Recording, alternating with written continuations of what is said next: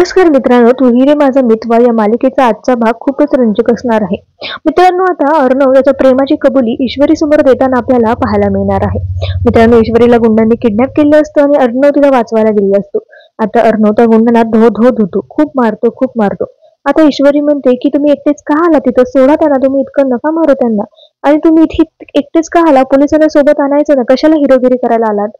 आणि तुमचे ऑर्डरचे बॉक्स मी केव्हाच ऑफिसला पाठवलेत, असं ती म्हणते. आता अर्णव म्हणतो की मी त्या बॉक्ससाठी नाही आलोय. मग ईश्वरी म्हणते मग कशासाठी आलाय? तर अर्णव म्हणतो की मी तुम्हाला वाचवण्यासाठी आलोय, तुमच्यासाठी आलोय. तर आता ईश्वरी म्हणते की हिरोगिरी करायची काहीच गरज नव्हती.